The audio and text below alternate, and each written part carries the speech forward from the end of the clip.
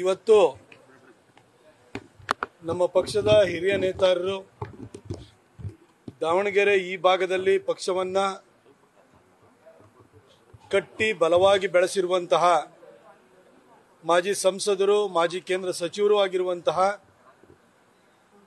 ಸಿದ್ದೇಶಣ್ಣ ಅವರ ಹುಟ್ಟುಹಬ್ಬ, ಅದರ ಪ್ರಯುಕ್ತವಾಗಿ ಒಂದು ಕಾರ್ಯಕ್ರಮವನ್ನು ಹಮ್ಮಿಕೊಳ್ಳಲಾಗಿದೆ.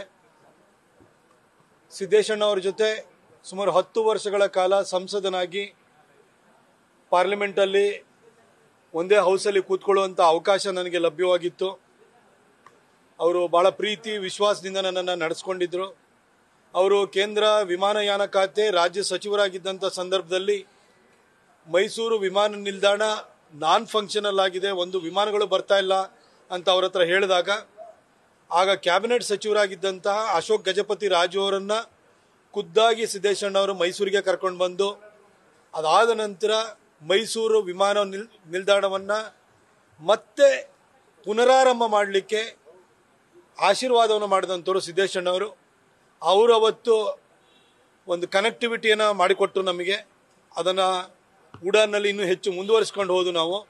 ಆದರೆ ಸಿದ್ದೇಶಣ್ಣ ಅವರು ಅವತ್ತು ಮಾಡಿದಂತಹ ಸಹಾಯದಿಂದಾಗಿ ಇವತ್ತು ಕೂಡ ಮೈಸೂರು ಏರ್ಪೋರ್ಟು ಫಂಕ್ಷನಲ್ ಏರ್ಪೋರ್ಟ್ ಆಗಿದೆ. ಹಾಗಾಗಿ ಅವರ ಋಣನೂ ನನ್ನ ಮೇಲಿದೆ. ಅವರ ಹುಟ್ಟುಹಬ್ಬದ ಈ ಸಂದರ್ಭದಲ್ಲಿ ಬಂದು ಅವ್ರು ಮಾಡಿರುವಂಥ ಒಳ್ಳೆ ಕೆಲಸಗಳ ಬಗ್ಗೆ 4 ಮಾತುಗಳನ್ನ ಆಡಬೇಕು ಅಂತ ನಾನು ಇಲ್ಲಿ ಬಂದಿದ್ದೆ.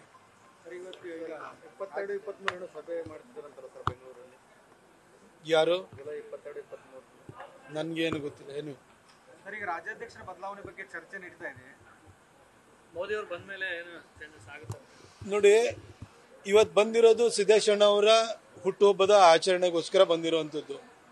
ನನಗೆ ಬೇರೆ ವಿಚಾರಗಳ ಬಗ್ಗೆ, ನಾನು ಇಂಥ ವಿಚಾರಗಳ ಬಗ್ಗೆ ಯಾವತ್ತೂ ಮಾತಾಡಿಲ್ಲ. ವಿಜಯೇಂದ್ರ ಅವರು ನಮ್ಮ ರಾಜ್ಯಾಧ್ಯಕ್ಷರು. ಕಳೆದ 1.25 ವರ್ಷಗಳಿಂದ ಅವರು ಕೂಡ ಸಕ್ರಿಯವಾಗಿ ಶಕ್ತಿ ಮೀರಿ ಅವರು ಪಕ್ಷದ ಕೆಲಸವನ್ನು ಮಾಡ್ಕೊಂಡು ಬಂದಿದ್ದಾರೆ. ಅವರನ್ನು ನಿಯುಕ್ತಿಯನ್ನು ಮಾಡಿರುವಂಥದ್ದು ಕೇಂದ್ರದ ನಾಯಕರು. ಅವರ ನಿರ್ಧಾರಕ್ಕೆ ಅನುಗುಣವಾಗಿ ನಾವು ಕೂಡ ಅವರ ಕೆಳಗಡೆ ಪಕ್ಷ ಸಂಘಟನೆ ಕೆಲಸವನ್ನು ನಾವು ಮಾಡ್ತಾ ಇದ್ವಿ. ಇದರ ಆಚೆಗೆ ನನಗೆ ಬೇರೆ ಯಾವ ರಾಜಕಾರಣನೂ ನನಗೆ ಗೊತ್ತಿಲ್ಲ. ಹೋರಾಟ ಆಗಿರಬಹುದು ಅಥವಾ ಈಗ ವಾಲ್ಮೀಕಿ ಹಗರಣ ಸಿಬಿಐ ತನಿಖೆ ವಹಿಸಲು ನಿಮ್ಮ ತಂಡ ಒಂದು ಪ್ರಯತ್ನ ಫಲ ಬಂತು ಅಂತ. ಇದು ತಂಡ ಅಲ್ಲ, ಇದು ನಾವೆಲ್ಲ ಬಿಜೆಪಿಯವರೇ. ಬಿಜೆಪಿ ಒಂದ್ ನಿಮಿಷ, ಬಿಜೆಪಿ ಇಲ್ದಲೆ ಪ್ರತಾಪ್ ಸಿಂಹನಿಗೆ ಅಸ್ತಿತ್ವ ಇದೆಯಾ? ಬಿಜೆಪಿ ಬಿಟ್ರೆ ನಾನೊಬ್ಬ ರೈಟರ್ ಆಗಿದ್ದೆ ಅಷ್ಟೇನೆ. ಅದು ಬಿಜೆಪಿಯೇ ನನ್ನ ಅಸ್ತಿತ್ವ. ಬಿಜೆಪಿಯ ಕಮಲದ ಅಡಿನಲ್ಲೇ ನಾನು 2 ಸಾರಿ ಗೆದ್ದು ಸಂಸದನಾಗಿರುವಂಥದ್ದು. ನಾನು ಏನೆಲ್ಲ ಒಳ್ಳೆ ಕೆಲಸವನ್ನು ಮಾಡಿದ್ದೀನಿ ಅದಕ್ಕೆ ಅವಕಾಶವನ್ನ, ವೇದಿಕೆಯನ್ನ ಕಲ್ಪಿಸಿಕೊಟ್ಟಿರೋದು ಬಿಜೆಪಿ. ನಾನು ಬಿಜೆಪಿಯ ಒಬ್ಬ ಸಾಮಾನ್ಯ ಕಾರ್ಯಕರ್ತ. ನಾವು ಏನೇ ಒಳ್ಳೆ ಕೆಲಸ ಮಾಡಿದ್ರು ಕೂಡ ಅದರ ಶ್ರೇಯಸ್ಸು ಪಕ್ಷಕ್ಕೆ ಸಲ್ಲಬೇಕಾಯ್ತು, ಪಕ್ಷದ ನಾಯಕತ್ವಕ್ಕೆ. ರಾಜ್ಯಾಧ್ಯಕ್ಷರ ಜೊತೆ ನೀವು ಹೋರಾಟಕ್ಕೆ ಹೋಗಿಲ್ಲ, ನೀವೇ ಸಪರೇಟ್ ಆಗಿ ಹೋರಾಟ ಮಾಡಿದ್ರಿ. ನೆನ್ನೆಲ್ಲ ಮೊನ್ನೆ ರಾಜ್ಯಾಧ್ಯಕ್ಷರ ಜೊತೆ ನಾನು ಪ್ರೆಸ್ ಮೀಟ್ ಮಾಡಿದ್ದೀನಿ. ರಾಜ್ಯಾಧ್ಯಕ್ಷರು ಕರೆದಂತ ಸಭೆಗೆ ಹೋಗಿದ್ದೀನಿ. ನಮ್ಮ ರಾಜ್ಯಾಧ್ಯಕ್ಷರು ಹಿಂದೆ ಸಿದ್ದರಾಮಯ್ಯನವರ ಸರ್ಕಾರ ಬಂದು 2 ವರ್ಷ ತುಂಬಿತು. ಮೇ 20ನೇ ತಾರೀಕು, ಮೇ 19ಕ್ಕೆ ರಾಜ್ಯಾದ್ಯಂತ ಎಲ್ಲ ಕಡೆ ಪತ್ರಿಕಾಗೋಷ್ಠಿಗಳನ್ನ ಮಾಡಿದ್ರು. ಆ ಸಂದರ್ಭದಲ್ಲೂ ಕೂಡ ರಾಜ್ಯಾಧ್ಯಕ್ಷರ ಸೂಚನೆ ಮೇರೆಗೆ ನಾನು ಕೊಡಗಿಗೆ ಹೋಗಿ ನಾನು ಪತ್ರಿಕಾಗೋಷ್ಠಿಯನ್ನು ಕರೆದಿದ್ದೀನಿ. ಅವ್ರು ಮಾಡಿದಂತಹ ಜನಾಕ್ರೋಶ ಯಾತ್ರೆಯಲ್ಲಿ ಭಾಗಿಯಾಗಿದ್ದೀನಿ. ಅವ್ರು ಮಾಡಿದಂಥ ಒಂದು ಯಶಸ್ವಿ ಮೈಸೂರು ಪಾದಯಾತ್ರೆ, ಮೈಸೂರು ಚಲೋ ಕಾರ್ಯಕ್ರಮ, ಮೂಡ ಹಗರಣದ ವಿರುದ್ಧ ಮಾಡಿದಂಥ ಕಾರ್ಯಕ್ರಮದಲ್ಲಿ ಭಾಗಿಯಾಗಿದ್ದೀನಿ. ನಾನು ಪಕ್ಷದ ಯಾವ ಕೆಲಸವನ್ನು ಯಾರು ಹೇಳಿದ್ರು ಮಾಡ್ತೀನಿ. ಅಷ್ಟು ಮಾತ್ರ ಅಲ್ಲ, ಇಲ್ಲಿ ಇನ್ಯಾವುದೋ ಹುಬ್ಳಿಲಿ ಕೇಳ್ಬೋದು, ಇನ್ನೊಂದು ಕಡೆ ಧಾರವಾಡದಲ್ಲಿ ಕೇಳ್ಬೋದು, ಎಲ್ಲೇ ಕೇಳಿದ್ರು ಕೂಡ ಪಕ್ಷದ ಯಾವುದೇ ವಿಚಾರಗಳಿರ್ಬೋದು ಆ ವಿಚಾರಗಳ ಜೊತೆ ನಾನು ಇರ್ತೀನಿ. ಗಣೇಶೋತ್ಸವದ ಬಗ್ಗೆನೂ ಕೂಡ ಎಲ್ಲ ಕಡೆ ಹೋಗಿ ಕೇಸು ಹಾಕ್ಸ್ಕೊಂಡಿದ್ದೀನಿ. ಇದೇ ದಾವಣಗೆರೆ ಬಂದಿದೆ.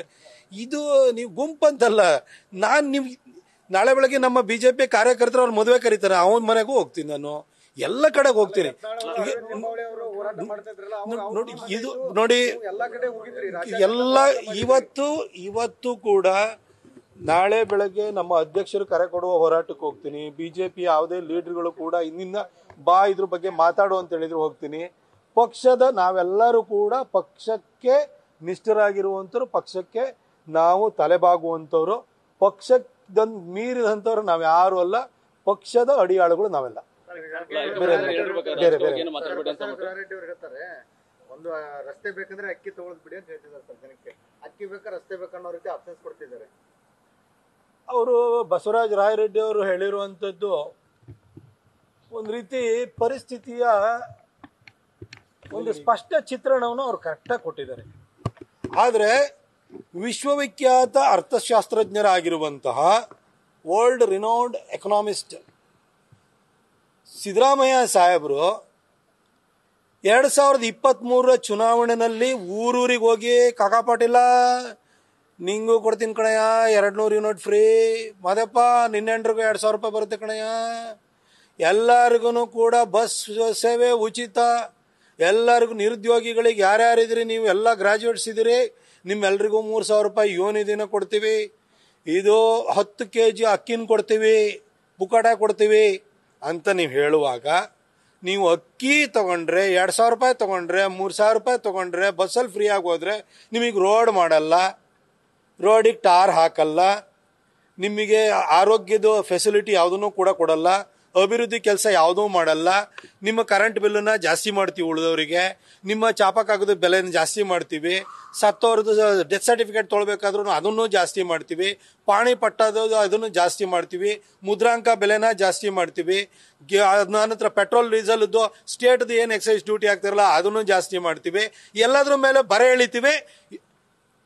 ಇದನ್ನು ನಿಮಗೆ ಬೇಕು ಅಂದರೆ ಅಂತ ನೀವು ಹೇಳಿದ್ರ ಸರ್.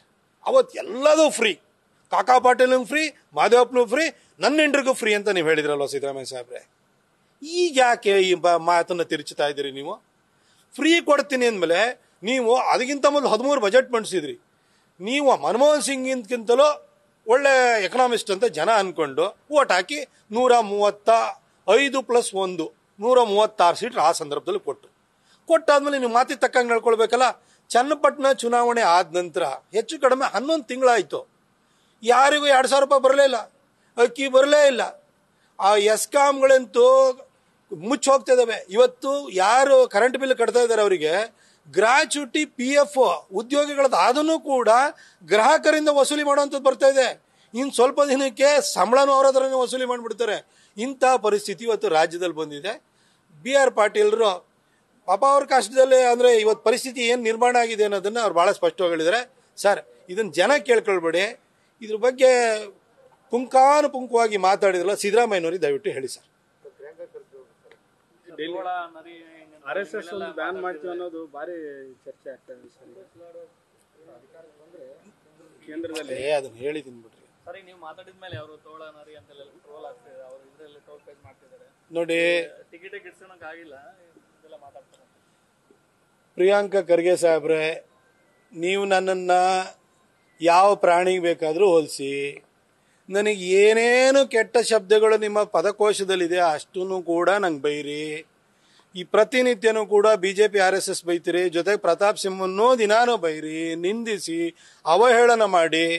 ನಿಮ್ಮ ಪಕ್ಷದವರು ಏಜೆನ್ಸಿಗಳನ್ನೇ ಹೈರ್ ಮಾಡಿಬಿಟ್ಟಿದ್ದಾರೆ. ಅದು ಡಿಸೈನ್ ಬಾಕ್ಸ್ ಇರ್ಬೋದು, ಅಟೋಸ್ಪಿಯರ್ ಇರ್ಬೋದು, ಇನ್ಕ್ಲೂಸಿವ್ ಮೈಂಡ್ಸ್ ಇರ್ಬೋದು, ಇಂತಿಂದ ಏಜೆನ್ಸಿಗಳು ಮಾಡಿದ್ರಿ. ನಿಮ್ಮ ಡಿಪಾರ್ಟ್ಮೆಂಟ್ಗಳು ಏಜೆನ್ಸಿ ಮಾಡಿದ್ರಿ, ಅವ್ರನ್ನೂ ಬಿಟ್ಟು ನನ್ನನ್ನು ಬೈರಿ. ನಂಗೆ ನಿಜಕ್ಕೂ ಬೇಜಾರ ಇಲ್ಲ ಸರ್. ನಿಮಗೆ ಅಷ್ಟು ಖುಷಿ ಸಿಗುತ್ತೆ ಪ್ರತಾಪ್ ಸಿಂಹನ ಬೈಯೋದ್ರಿಂದ ಅಂತಂದರೆ ಆ ಖುಷಿಗೆ ನಾನು ಖಂಡಿತ ಕಲ್ಲಾಕಲ್ಲ ಸರ್. ನೀವು ಬೈದು ಖುಷಿ ಪಡಿ.